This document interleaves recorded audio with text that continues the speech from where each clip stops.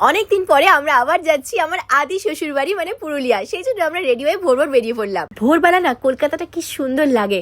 দেখতে দেখতে আমরা টাইম মতো স্টেশনে পৌঁছে গেলাম। আর স্টেশনে পৌঁছে টুক করে একটা সুন্দর সানরাইজও দেখে নিলাম। বর যখন সঙ্গে থাকে তখন বেশি ব্যাগ হলেও কোনো চিন্তা থাকে না।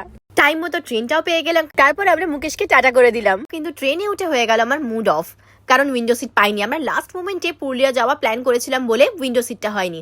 কিন্তু যেই ট্রেনটা ছেড়ে দিল ধীরে ধীরে আমার মুডটাও ঠিক হয়ে গেল।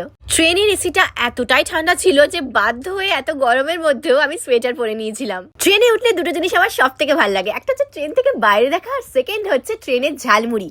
ফাইনালি ঝালমুড়িওয়ালা উঠলো, আমরা দুজনেই ঝালমুড়ি খেলাম আর তার সঙ্গে গরম গরম কফি। এই সময় পুরুলিয়া আসার আর একটা কারণ, সেটা হচ্ছে পলাশ ফুল। যদিও পলাশ ফুলের সময়টা একটু পেরিয়ে গেছে, কিন্তু তাও ট্রেন থেকেই আমরা প্রচুর পলাশ ফুল দেখতে পেলাম। ট্রেন একদম টাইম মতো পুরুলিয়ায় পৌঁছলো। তারপর একটা গাড়ি করে আমরা পৌঁছে গেলাম আমার আদি শ্বশুর বাড়ি। দেখা হলো আমার জেঠি শাশুড়ি, আমার যা, আমার ভাসুর এবং ছোট্ট অদ্রিতের সাথে। পুরুলিয়ার বাড়ির আমার সব থেকে বেশি ভালো লাগে দুটো জায়গা, একটা হচ্ছে ছাদ আর একটা হচ্ছে পাখি ঘর।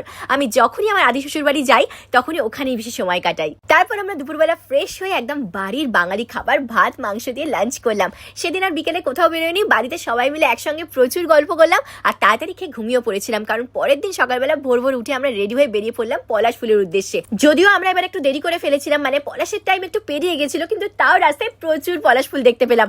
আমি তো পলাশ ফুল দেখতে পেয়ে সঙ্গে সঙ্গে গাড়ি থামিয়ে গাড়ি থেকে নেমে পলাশ কুড়োতে শুরু করে দিয়েছিলাম।